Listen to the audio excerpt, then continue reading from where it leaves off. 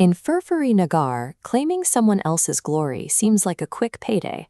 That's exactly what John the Don and Sitaram attempt when they disguise themselves as the town's local heroes, Motu and Patlu, to pocket a cash reward from a wealthy local named Raja Fakirmal. But stealing an identity means inheriting everything attached to it. You might want the cash, but you are completely unprepared for the massive anvil of lethal responsibility that comes with actually being the hero. Instead of a payout, Raja Fakirmal demands a spectacle. He orders the fake heroes into an arena to fight a live tiger for the town's amusement. The usual systems of order completely collapse in the face of an actual apex predator.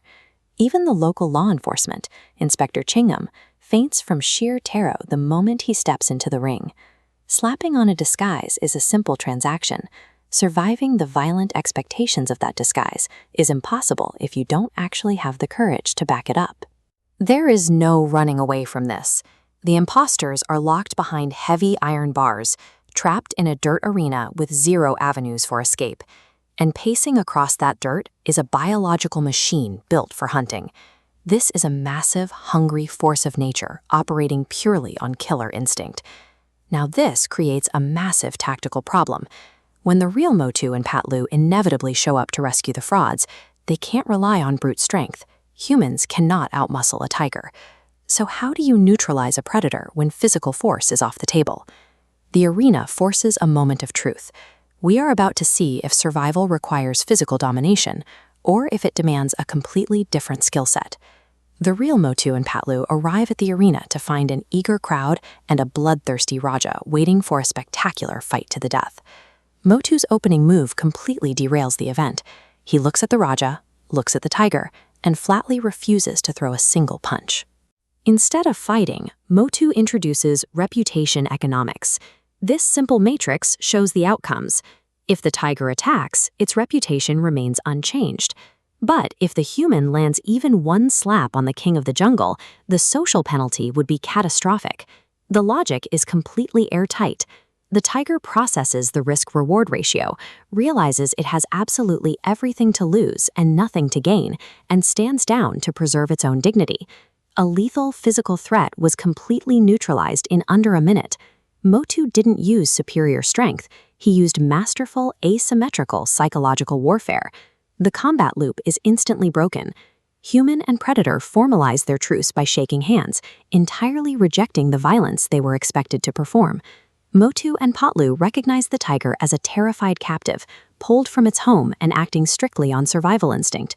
The real threat is sitting up in the VIP box. Raja Fakirmal engineered this entire deadly scenario, demanding cruelty strictly to cure his own boredom. Anyone can throw a punch at the nearest target. It takes empathy to look past the immediate danger, evaluate the situation, and identify who is actually being exploited. Up in the stands, the Raja is furious. His expensive, violent entertainment is ruined, permanently cementing his status as the actual villain of the story. Down in the dirt, John and Sitaram are forced into a humiliating public apology. They finally understand the lethal weight of the identities they tried to steal. But the Raja faces immediate legal consequences for his reckless endangerment. He is arrested on the spot, and that heavy iron door is violently slammed shut on a local jail cell. It is a direct mathematical delivery of karma.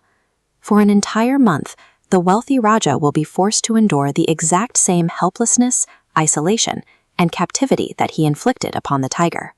When you build cages for others and exploit them for your own amusement, you are inevitably drawing the blueprints for your own imprisonment.